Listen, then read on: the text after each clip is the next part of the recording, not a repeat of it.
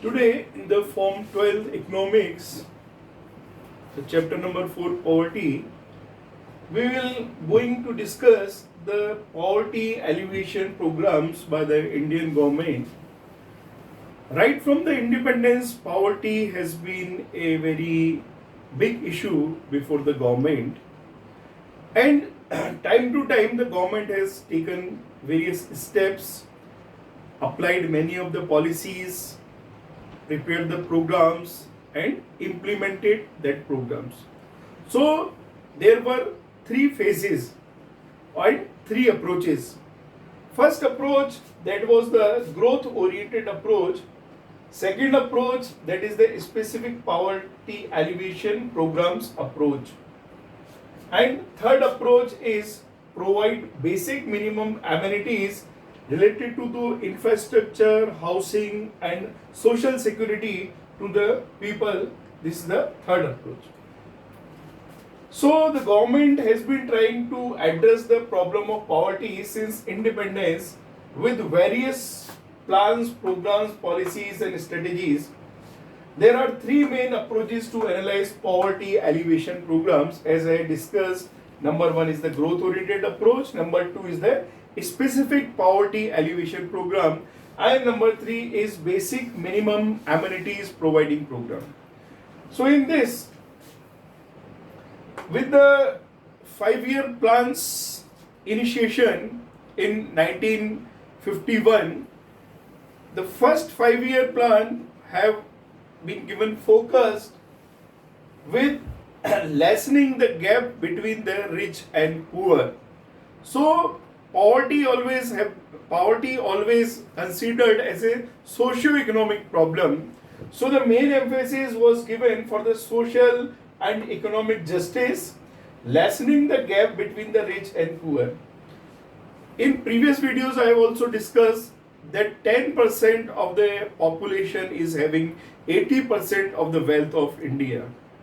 So there is a wide gap between the poor and rich.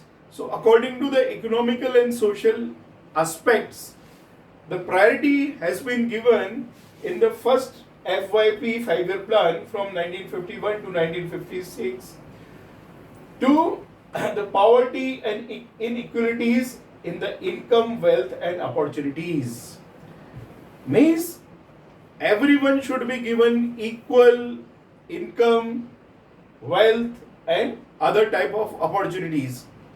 And in the second 5-year plan, that was from 1956 to 1961, it was focused on the benefits of the economic development must reach to the less privileged classes.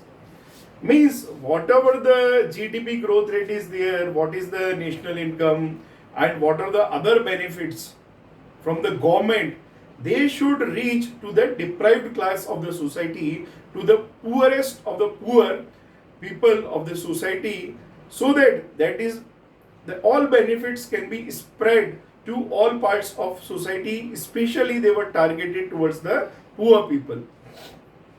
The increased GDP and per capita incomes effect, it means benefits, should spread to the poor and weaker section of the society. And for that, there is a terminology of the economics, that is trickle down effect. In this trickle down theory, suppose the center gives aid, then from the center government this financial aid or any of the benefit or any of the yojana scheme from the government started from the center, it's come to the state level, and then from state level it comes to the district level, and from district level it reaches to the village level, and from village level it reaches to the panchayat level, and then from panchayat level it reaches to the poor people. So many layers in the systems, so many tiers in the systems. So each layer absorbs some of the money. That was the problem of the trickle down effect.